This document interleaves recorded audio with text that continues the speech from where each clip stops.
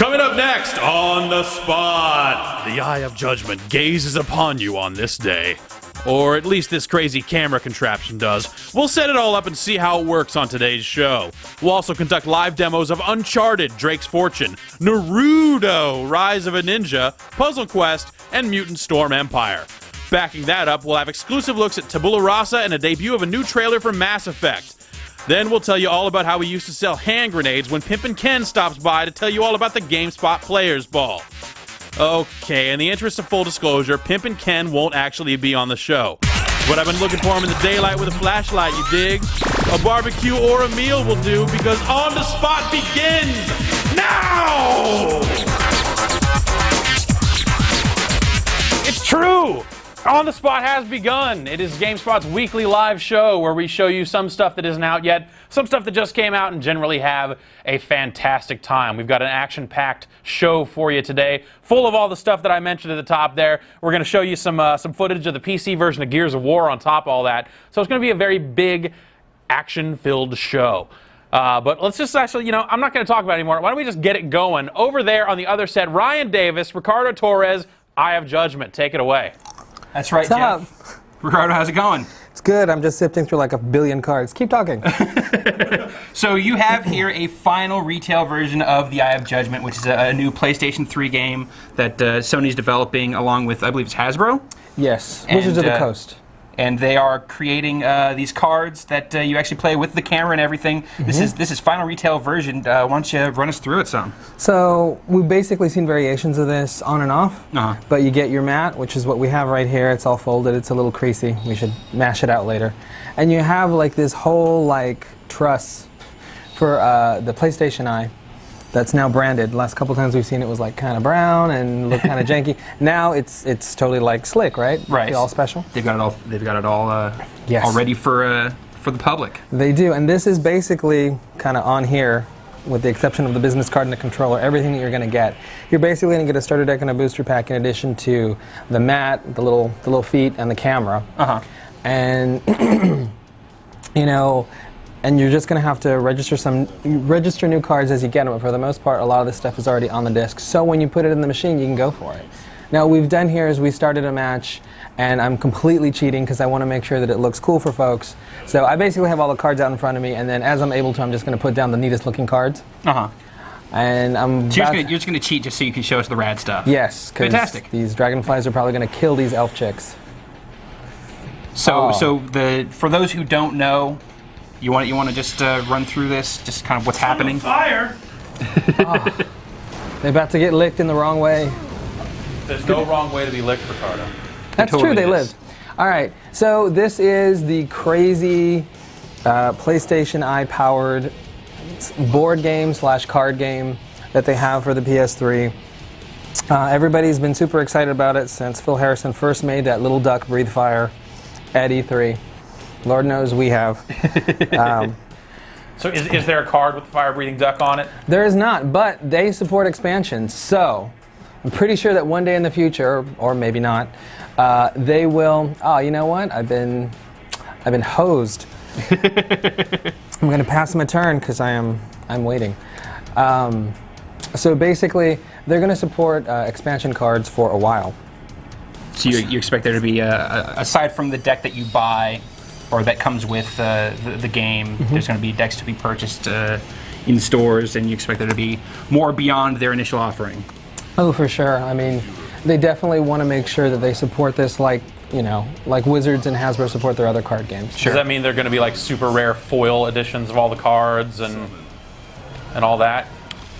Probably not. I don't know. Yeah. I mean, it's like they want to make sure this is accessible and not too super hardcore. Yeah. Although well, for people that are worried about rarity, we were trying the cards with them still wrapped in plastic, and it still could read them through the plastic. So conceivably, if you had card holders to protect your cards, protect your investment in these collectible cards, you could probably still play it. And as we discovered, I think at Comic-Con, these fit in like your typical card sleeves. I did not know this, but there was some dude there that busted out his binder that had stuff, like all kinds of it, and he was trying to sample cards. Hopefully they were PVC-free sheets, because that'll ruin cards over time.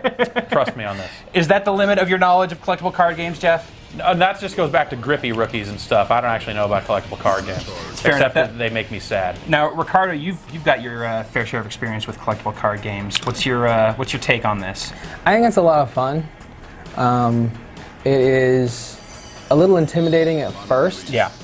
Because, well, it's cards. Sure. But the nice thing is PS3 does all the math for you, because if you played other card games, you got to like pay attention to what you're doing. It's like a percentage of this hit is deferred. I made a tank and it's killing people.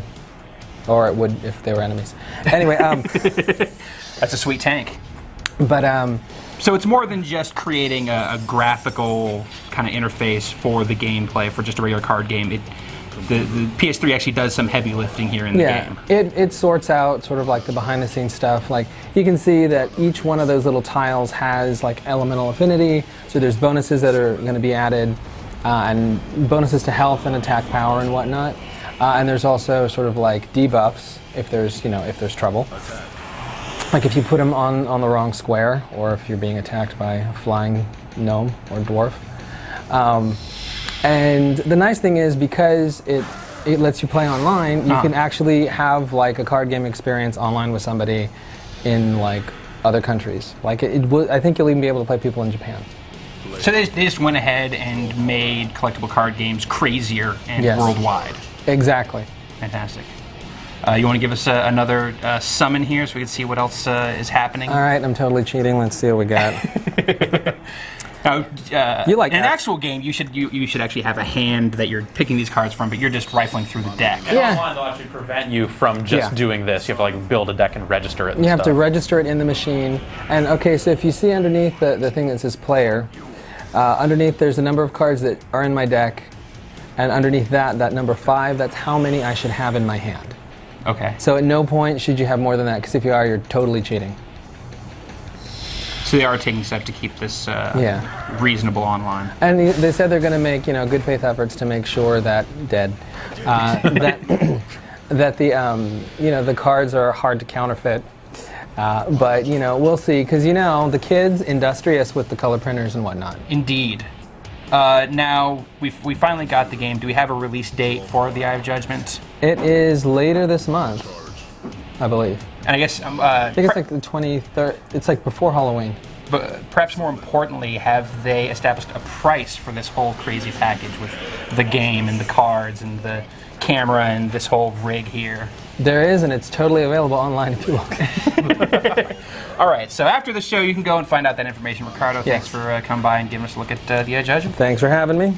Up next, Jeff, what do we have? Up next, we've got a little cutscene action from Tabula Rasa. Tabula Rasa? I think it's Tabula Rasa. This is Richard Garriott's game that he made when he wasn't planning on going to space, which he'll be doing apparently as soon as he can raise $30 million. And he can have something to play while he goes. Yeah, so if you all buy this game, Richard Garriott gets to go to space. Think about it. Check it out. Rated T for teen.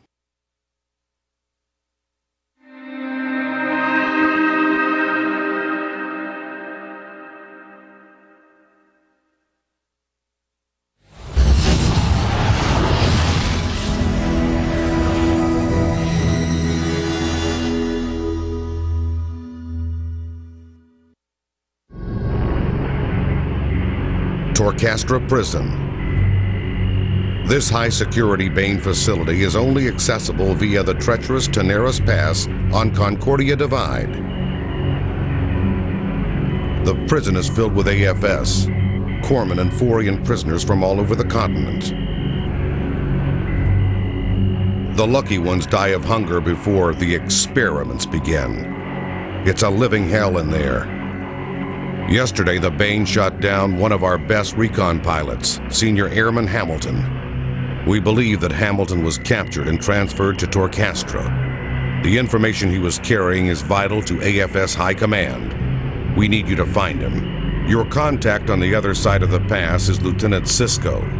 Help him secure the exterior, then infiltrate the prison. Rescue Hamilton if you can, but the intel he's carrying is priority 1. Don't mess this up, soldier. High Command out. And there you have it. Tabula Rasa, Brad. Tabula. Yes. It's fantabulous. Okay. Yeah. I'll take your word for it. All right. Well, now that we're over here mispronouncing things, I understand you've brought Naruto: Rise of a Ninja. This one's ninja-rific.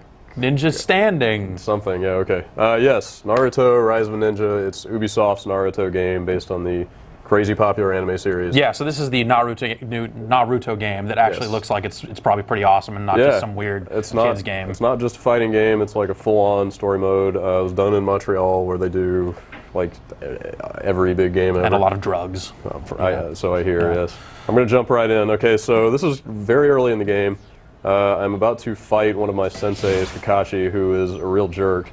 It looks like it. Probably is going to tear me up, but I'm going to give it my best shot here. So, like I said, there is a full-on like adventure mode and story and everything in this game, but it also has a full fighting mode, as you can see while I get my ass kicked. But so. Oh! Yes, all right, so I'm going to bust out one of Naruto's jutsus here, which is, the fans know, is like kind of one of his... No, I'm not, because he's not going to let me. So the jutsus are sort of like Naruto's big powers, and I've only got 2 at this stage in the game. Fireball, Dragon Punch. No, actually. To get the Hurricane kick later. So oh god, this guy is just not giving me any quarter here. Let me back up a little bit. Oh. I can't get it off, he's just too ferocious. I just have to take him down the old-fashioned way. Hammer on the buttons until dude is dead. Well, no, there's a full combo system. So he's almost dead. I just can't get one of the jutsus off. But I'll just have to. I'm just gonna have to live with that. I think. There you go. There you go. All right, so he's down. And like all good ninjas, he turned into a log and disappeared. Exactly. Yes. So you're basically going to be kind of taking on your masters, your ninja masters, as you play through the game, and you're going to get new abilities and upgrade your powers and such as you beat them. So I've full voice in these cutscenes. Yeah. It's they've got all the voice actors from the series. Cool. So that's all good. So just skip through some dialogue here. Here's all, yeah, you did good. Here's some abilities. So in addition to like the fighting, I mean, there's basically like a full kind of open world adventure game here. Now, how deep does the adventure go? Is it just kind of link the fights together, or is there no? The fighting is almost as kind of a secondary component of the gameplay. I'm going to head over to Konoha, which is Naruto's kind of hometown, Cool. the Leaf Village that the fans know. So I just got all these little bonuses and powers, and I saw you can double jump. Yeah, now. I just got the double jump by winning that fight, which is essential in the city or in the town because everything's kind of multi-tiered. There's a lot of like 2- or 3-story buildings, and you're gonna need. And you wouldn't be a ninja if you weren't jumping from rooftop to rooftop. Of course not. So. Yeah. So they've got the outskirts of Konoha here. You can kind of run around. There's little minor obstacle courses and such. The graphical style on this is pretty awesome. Yeah, they really did a lot of work. They were telling me like there's just a little bit of loading in this build because it's a preview build. Not finished yet. Not finished. This will not be in the final, I'm sure. Yeah, like every texture in the game. Oops, that's wet. Every texture in the game is like kind of hand painted on like a tablet, like in a painting program to make it have that kind of hand painted anime background look. You've got really nice cell shading on the characters, as you can see. So. It's good to see. It seems like cell shading. It's like between this and the Simpsons game, like it finally is delivering on all the promises it's been making for years and years now about, it looks just like cartoons. Yeah, I mean, it doesn't. But now it actually, Yeah, I mean, you can see getting there. You can see how close that looks to like a traditional kind of cell animation technique. So here's Konoha. Just got to go through a little load here. But you can see there's a mini map in the bottom of the screen. It's very kind of open world style. You got icons all over the place for different kind of quest givers. To like start missions. Yeah, like your story missions will be here, and then there's all these side missions. I'm gonna see if I can hook up a little side mission here real quick. They've got there's like hide and seek missions. There's ramen delivery is what I'm gonna try to find if I can get to the ramen shop in time. So here's Konoha.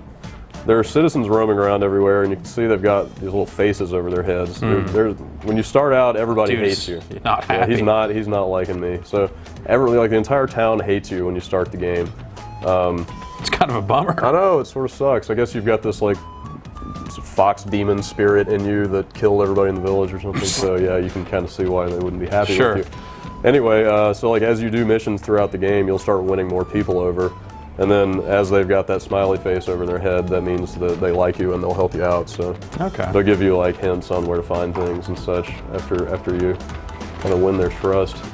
So now, do you get the impression from running around the city that there's like a lot of just secret hidden stuff? You know, on a rooftop there'll be an item, or you things can like that. Let me see if I can. There's a little coin right there. Yeah, so you can find these coins. You can buy more equipment. You can buy ramen to get health back and all that kind of stuff. Just like real life. Indeed. Let's see. I'm going to try one of my. You can also use your jutsus in the world. Like they've kind of really integrated the combat with the exploring, where you can use them out here. I don't know what it's going to do outside of a combat setting. This is the sexy jutsu. You can use that to. Yeah, I don't know. You can kind of befuddle a lot of people with this. Like I was trying to get into a bathhouse earlier. Don't ask. And I bet you were. I used that, and it sort of confounded the guard at the door. And I was able to use. So now that person started liking you. Yeah, I guess wouldn't you? I don't know. I suppose. I don't know. If some dude turned into a hot girl in front of me, I wouldn't necessarily be stoked. I would be just kind of confused. I don't know, man. Just take it for what it is. Yeah. So I mean, I'm not sure if I'm going to find the ramen shop in the time we have. Actually, here's another quest giver. I don't know if I'm allowed to show that or not. So I'm going to keep going. Let me pop up the map one more time. I'm close to the ramen if we still have time. Yeah, head over there. Okay. So, yeah. So Vinny, just off camera, held up a sign that says, what's up with 360 Dragon Ball Z? He wants to know if Dragon Ball Z is going to get some love like this. I can't. I see somebody with a thumbs down over there. I'm going to take that for what it is. I have no idea. I'm sure if this catches on, I mean, that'll prove there's like a market for the anime fan base. Anime games that aren't junk. I'm going to stay away from that one. Okay, here's the ramen shop. So I'm going to talk to Teuchi here. So you can buy ramen or you can deliver ramen. I'm going to deliver. Deliver some ramen to a few of my customers. Deliver the ramen. Yep. All right. So yeah. So I've got the. That's awesome. Yep. So I've got. Nice seeing you. I've got the mission here to just deliver all this ramen in the time allotted. I'm sorry, Brad. It's ramen. Okay, I'm sorry. I'm gonna take this ramen. Deliver this ramen. Okay, can do.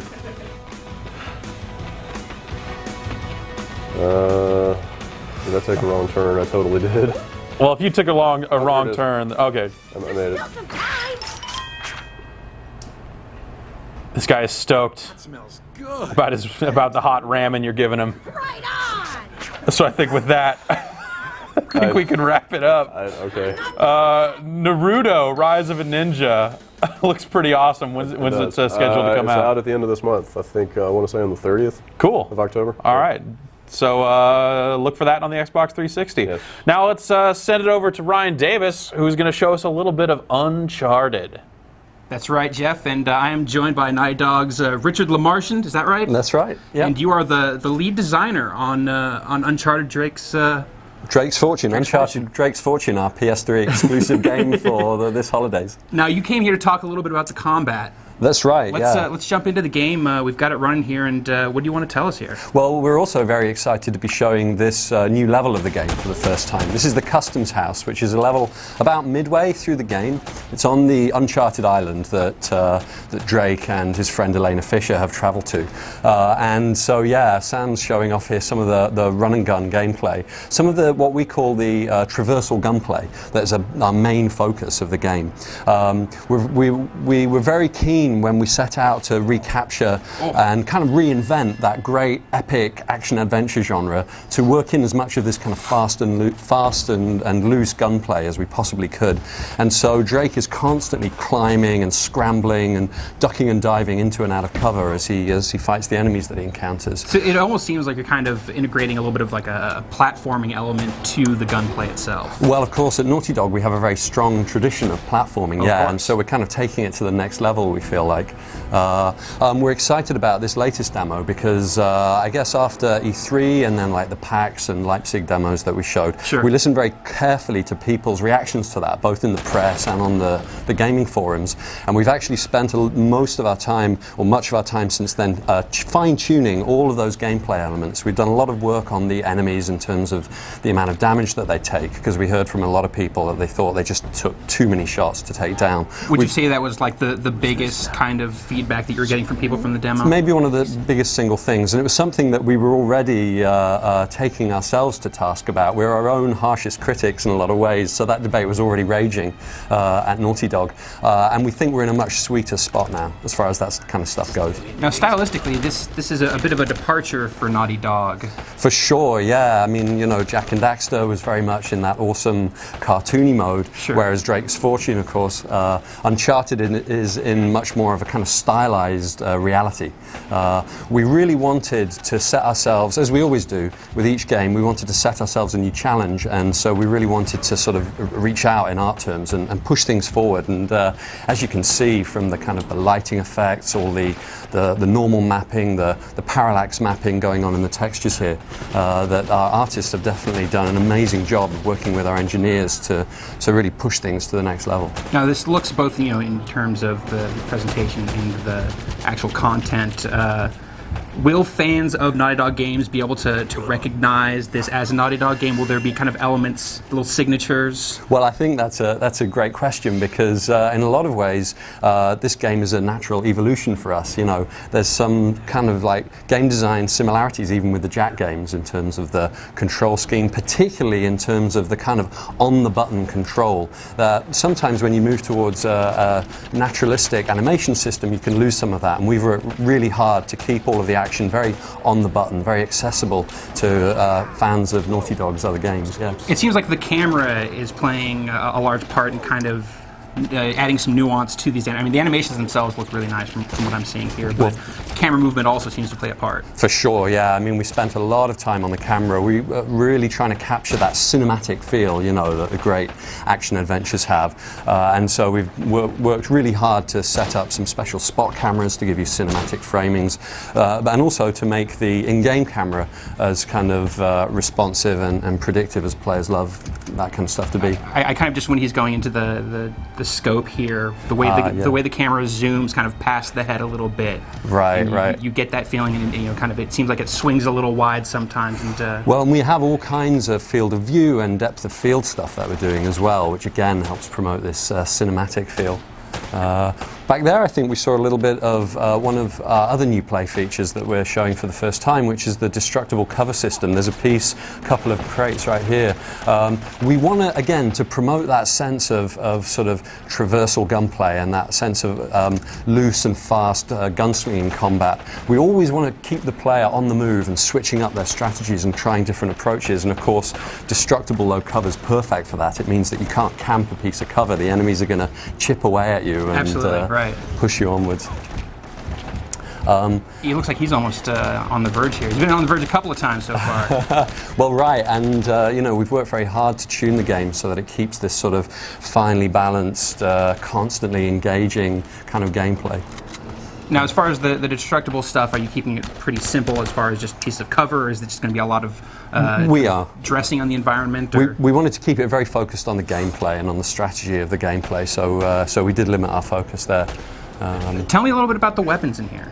Yeah, well, this is a part of the game where you've been fighting against these South Seas pirates for a little while, and you're just about to start encountering enemies that we announced a little while ago, a group of mercenaries, like private military contractors who have been brought to the island, who are much more hardcore than the pirates. They'll give you a much more challenging time. They're much more aggressive, much more quick to flank you. Fortunately, they bring with them a whole new set of high-tech weaponry, which you kill can then them. take from them, of course, and find lying around the environments, and start to improve your arsenal a little bit. We really wanted to get a sense that Drake had come to the island with really nothing but the clothes on his back, you know, and that he would have to scavenge and salvage weapons from the enemies that he defeated and from exploring the environments and kind of get through the combat that way. So we spent a lot of time tuning that kind of stuff, and I think that we've hit a pretty sweet spot. Oh, nice one, Sam. He bought the farm on that one. Now you say you get these different types of enemies. Do you want to talk a little bit about AI at all? Yeah, we, again, in response to the comments of people who played the game in our last few rounds of demos, we have done quite a lot of work on the AI in terms of their tactical approach. We toned down some of the hit reactions because some of that stuff in our desire to create drama was a little bit over the top, you know, for the kinds of hits they were taking. But we did, using our layered animation system, we were able to work in a whole bunch of damage animations so that you can see which enemies you've already tagged, and that will help you make strategic decisions about who to attack next. Also, the enemies, we're continually refining their cover taking and flanking abilities. An enemy that you've recently tagged will dive straight back into cover for a little while, and again, that helps, that informs the way that the player might choose to use the weapons that they have available to them. So yeah, we've been constantly polishing. Of course, we're all about the polish at Naughty Dog, and we can't wait to get the game into everyone's hands and see what everyone makes of it. Well, the game looks damn near done. When are you guys looking to put this into stores? Well, we're shipping on November the 20th, so we're a couple of weeks away from final now. It's a really exciting time. Getting down to it then. Yeah. Well, Richard, the game looks amazing. Thanks so much for coming by and Thanks, giving Ryan. us a look. It's a pleasure. Thanks for having us. Jeff, what is up next? Well, Ryan, what is up next is we recently sent Jason Ocampo out to take a look at Gears of War for the PC, and he brought back some footage of it, a big Xbox 360 classic coming to the computer. Let's take a look.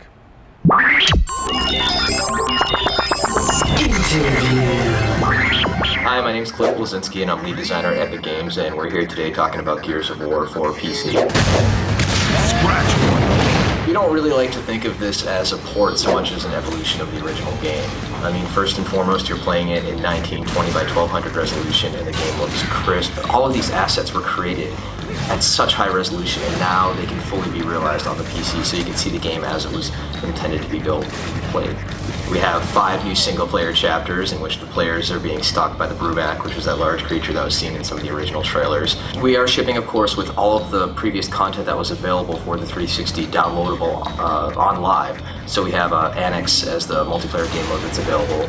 We have a new multiplayer mode called King of the Hill. We have 3 new multiplayer arenas, so this time around we're shipping with a total of 19 multiplayer maps out of the box. And most importantly, we're shipping with the latest version of the Unreal Editor, which is going to empower and enable users to create their own content in the game and turn it from a game kind of into its own platform where the community just thrives and makes all sorts of really cool stuff. We're not doing the cross-compatibility between Xbox 360 and PC. So what that enables us to do is have an extra 1,000 gamer points that those of you out there who are, you know, point whores and have 44,000 points and beyond can go ahead and get your extra 1,000 points and continue to bump up your score.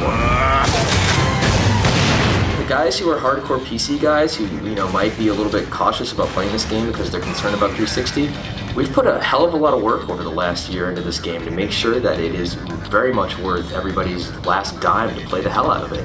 I mean, the new chapters are really cool. With the players are essentially the mice that are being stalked by the cat. That's the Brumac, you know, and he's harassing the hell out of them while they're trying to escape him. And it's really a good chunk of gameplay that's in there, which is really a lot of added value. That's not going to be available on the 360.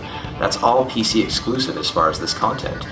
Epic, our heritage is PC. When I did Jazz Jackrabbit back in 1993, 1994, it was the Sonic the Hedgehog for the PC. And, I mean, we have a very long heritage there of loving the PC, and for us it's about making a game that plays amazingly on the PC, but also works on the maximum amount of computers out there. So running on XP, running on Vista, having a decent minimum spec, and making sure that people can the game will run, right? And we're a business, and we want to make sure that as many PC gamers are able to enjoy Gears on PC as possible.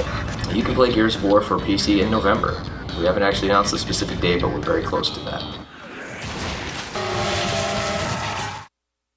And there you have it, Gears of War for the PC, getting some pretty cool-looking enhancements. I actually really can't wait to play that game on a PC and see how well it looks.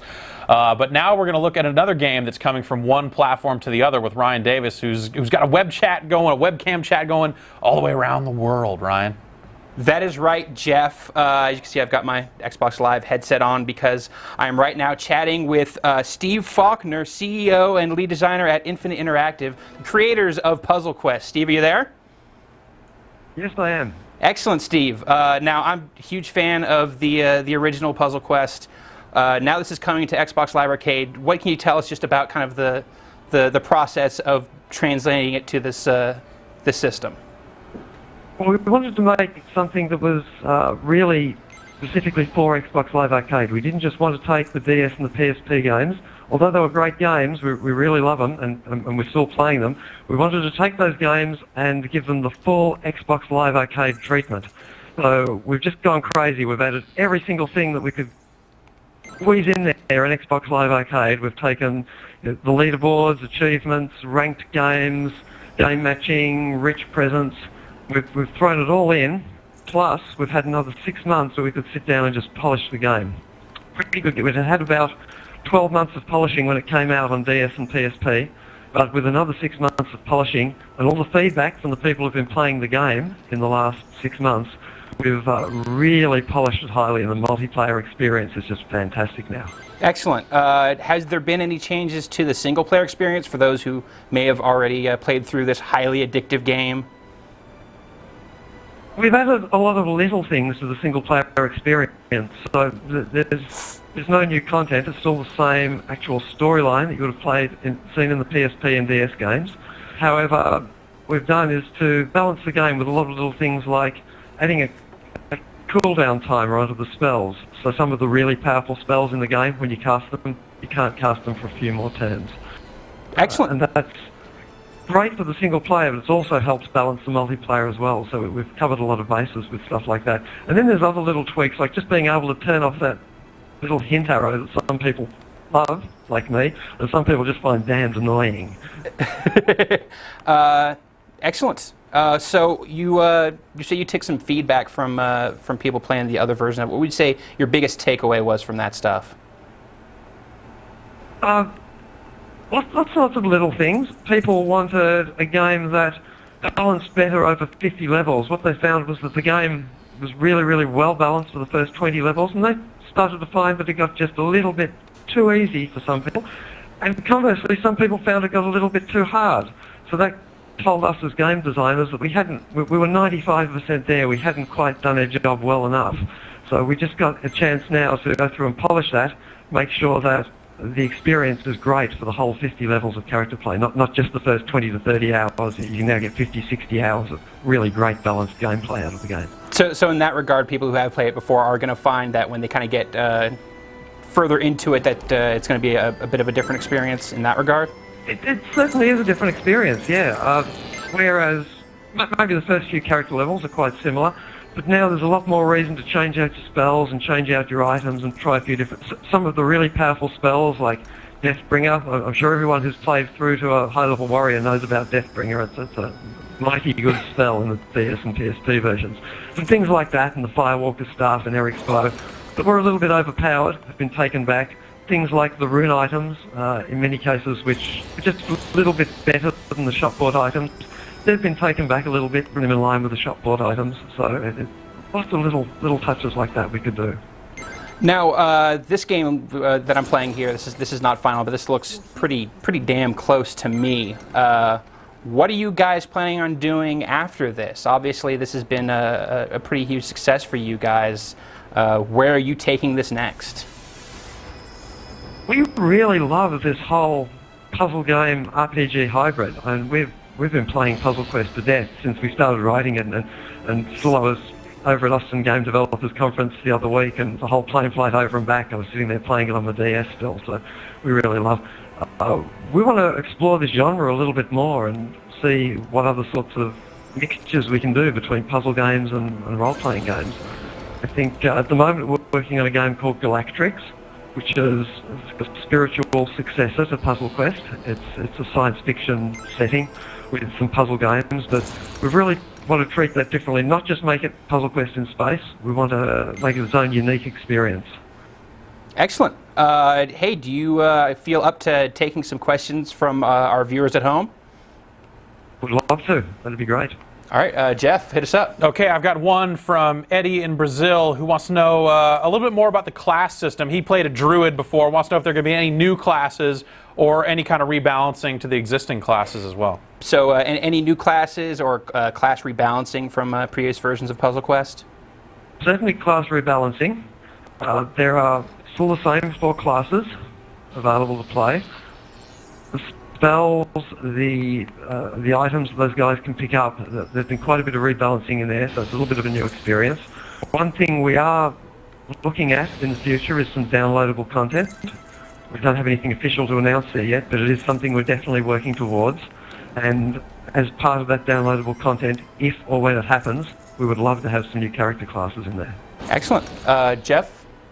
All right. Well, I think that's going to about do it. I'm going to ask you the hard questions here, Steve, just due diligence and all. When's this coming out, and how much is it going to be? I'm not really allowed to say when it's coming out, but I've heard a pretty good rumour that, well, it's obviously not today. I've heard a good rumour it's not in 2 weeks, and it's not in 3 weeks, and it's not in 4 weeks, so that would tend to imply that it might be... Maybe. If all goes well. We'll find out, I guess. Steve, thanks so much for coming by. Sure. All right, Jeff, what's up next? Well, what's up next is we are going to debut a Puzzle Quest trailer. This is, you've seen a little bit of the game where we got some new footage of it for this awesome Xbox Live Arcade game. Check it out. Rated E10 for ages 10 and up.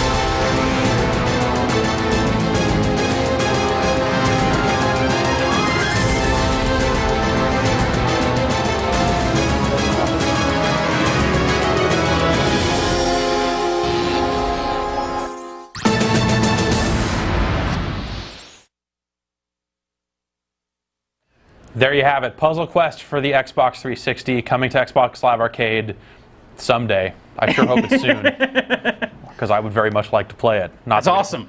I mean, and play it for points, because I mean, you were just playing it. We have it. But yeah, yeah. I would very much like to pay to play more of it. I'm with you on that, Jeff. Yeah, and now we have some more Xbox Live Arcade action, some more stuff that is not out yet. Mutant Storm Empire. This is the sequel to Mutant Storm Reloaded, which was available back at launch, Ryan.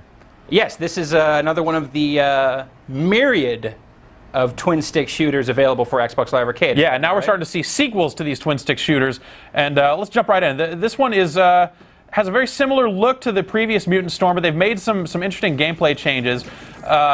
There's a combo system now that's based on shooting the same type of enemies. So you see that number at the top of the screen. I'm forming a beastie combo, which I don't know if they have to pay Jeff Minter royalties to use the term beastie in their game. So basically I can earn bonus points by sticking to one type of enemy and counting that counter down to 0. It almost seems like they're kind of taking points from Ikaruga. Yeah, sort of. It's definitely. This goes for every single type of enemy, or even like the shots that some enemies shoot. And depending on how easy or hard it is to kill the enemies, like the number of things you'll need to kill in a row to do that combo changes. So you see, these levels are connected now. It's not just like end of level, load up, next level, go. I'm actually moving through this hallway and kind of progressing through the game, which is really different from the last Mutant Storm, and is pretty cool. So with this big walking thing, to get a combo with it, I only need to kill 2 of them. So I need to shoot this thing without shooting any of the other things. So it seems like if you want to play this game and do really well score-wise, you're going to be very, very careful about what you're shooting. So you can't actually stop shooting there for a second. I thought maybe it was just all shooting all the time. No, you can stop shooting, and in fact, it seems like you'll almost have to see it. Now I'm just ignoring the colors because this is a little kind of boss battle here, and it's going to keep firing these colored balls at me until I can shoot through the forces and get the boss down.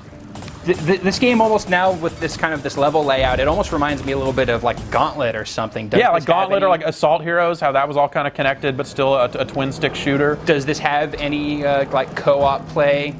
I believe it does. It does have like an online mode, and it still has adventure and tally mode, which was in the previous game, where you can kind of play specifically for score or play through this adventure and try and make your way from room to room and level to level.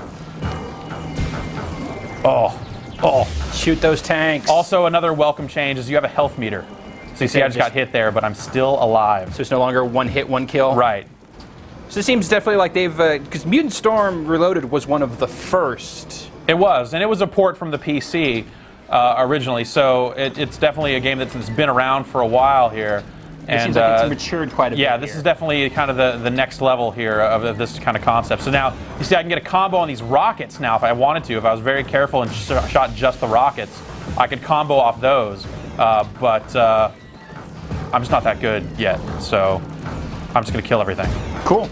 So do you dig it so far? I do dig it so far. It's got a good feel to it. And, really, I just like dual joystick shooters, dude. You do, it's true. They work. But you're also kind of picky about them because you like them so much. Yeah, exactly. There are a whole lot of bad ones. This one definitely seems like a lot of fun, though. And it'll be out soon, presumably. We actually don't know when it'll be coming out, but probably not next week. So I asked Steve, can I ask you what do you think it's going to go for points-wise? If I had to guess a price, I'd probably say 800 points. That seems to be the standard for original content on Xbox Live Arcade. $10. Cool. If I had to guess. I'm guessing. That's a good guess. I like it. Yeah. All right. Up next now, okay, we are going to do it. We haven't talked about it as much as we've talked about it other times, but that doesn't make it any less important. It's Mass Effect trailer time. You want to see it. I want to see it. He wants to see it. I do. Vinny wants to see it. Hell yeah, he does. Let's watch it.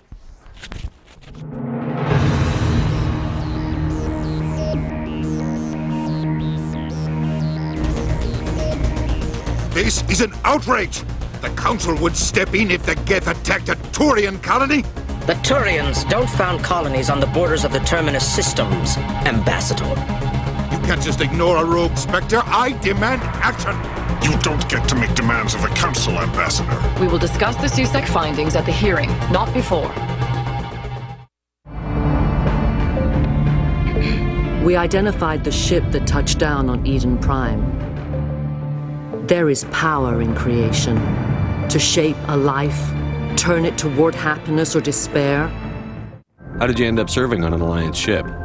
I enlisted right out of med school. Earth always seemed boring to me. Too safe, too secure. I figured the colonies were teeming with exotic adventure. I wanted to travel the stars, tending the wounds of tough soldiers with piercing eyes and sensitive souls. You all know the mission and what is at stake. I have come to trust each of you with my life, but I have also heard murmurs of discontent. I share your concerns. We are trained for espionage. We would be legends, but the records are sealed. Glorying in battle is not our way. The age of humanity is ended. Soon, only ruin and corpses will remain. Is it madness to see the future? To see the destruction rushing towards us? To understand there is no escape, no hope? No, I am not mad. I'm the only sane one left. Say goodnight, Manuel. The darkness is coming. The end is near. Ugh.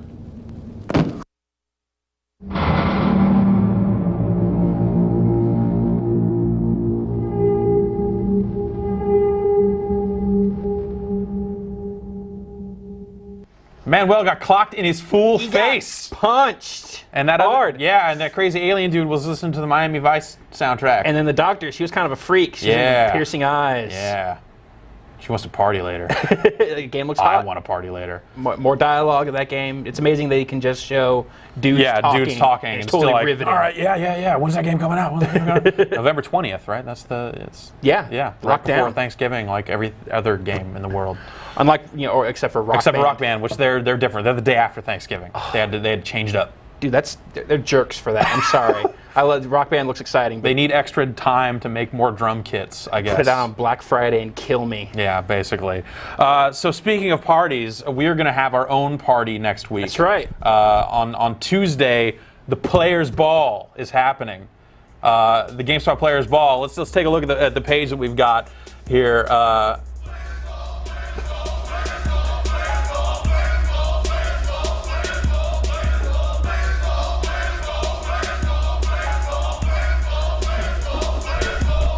I think it speaks for itself, Jeff. Yeah, that's really all that needs to be said. You can go to the Players Ball page for more information. And it's going to be a big old party. Some people in the area. We're going to get a few hundred GameSpot users from around the Bay Area going to show up on Tuesday night, and we're going to let them play stuff like Rock Band and Guitar Hero 3. It's also going to be the finals of our Rainbow Six tournament. That's right. We already had 2 tournaments. Yeah, so the winners from those 2 tournaments are coming out here to settle the score once and for all. In person. They're bringing knives. Yeah. No, they couldn't get the knives on the plane, but I ordered a bunch off TV. Fantastic. So they're going to have some tactical folders. Yeah, that they'll be able to use. Great. And it should be pretty exciting to watch. And also we'll have some game demos. Tony Hawk. What else? Ghost Squad is going to be there. So we'll have ghosts. We're going to have straight up ghosts in the place. And of course, all of us will be there too. You, me, Homer, running around, having a good time, making it happen. And this is next Tuesday. This is Tuesday, 6 to 9 Pacific time. We're going to be broadcasting this live over the internet. So if you're not in the area and can't make it, there'll still be plenty for you to tune in and watch. Big old, close to 3-hour extravaganza where we show you all kinds of games. And even though we're moving towards the part of the year where games start coming out and we stop hearing quite so much about games from the future, I've just learned that we're going to be announcing a new game pretty soon here, October 15th. October 15th. October 15th. Come back to GameSpot and we will have a world exclusive of a very new, very exciting game.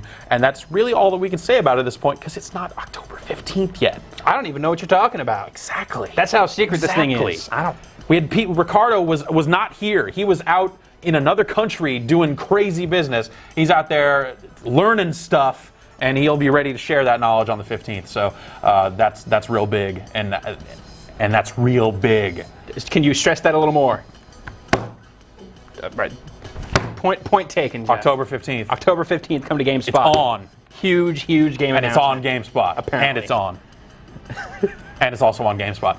And so that's going to wrap it up for us. Of course, check out Players Ball next week, and that'll be very exciting for all of us. We've got our own theme song and everything, so it's serious. And it's a jam too. It's the jam, I believe. Yeah. I was going to say, this was an awesome show. Yes, hot show. Lots of good stuff. It's good to see Tabula Rasa coming out pretty soon here. Yeah. Naruto looks hot. Uncharted looks hot. Yeah. Definitely, it's good to be getting to that part of the year where the games start coming out, because now we're showing them on the show, and instead of them being 6 months away, they're maybe 6 weeks away. And I also just got super excited again about Puzzle Quest. So yeah, exactly. There's that as well. And now you just sprung this crazy announcement on me too. I didn't know about that. We got stuff, man. Excellent. We got things in the works. Cool. And including Tournament TV this Friday, and that'll be the finals of our Halo 3 tournament. That's right. We're out the box. Halo's out. Yeah, you bought Halo. Some of you participated in a tournament, and that tournament will be wrapping up tomorrow. So tune in for that. That should be pretty exciting. Cool stuff. I've been playing a lot of Halo. I'm not the best in the world at Halo. I'm okay at it. I haven't touched any of the competitive multiplayer. I've been rocking some of the co-op, trying to get my legendaries on. But yeah. And that stuff's a blast. The 4-player multiplayer co-op stuff is blissful. Well, enough from us. Why don't you go do something else? Check the site. You can find out more about all these games. And until then, we'll see you tomorrow for Tournament TV. See ya.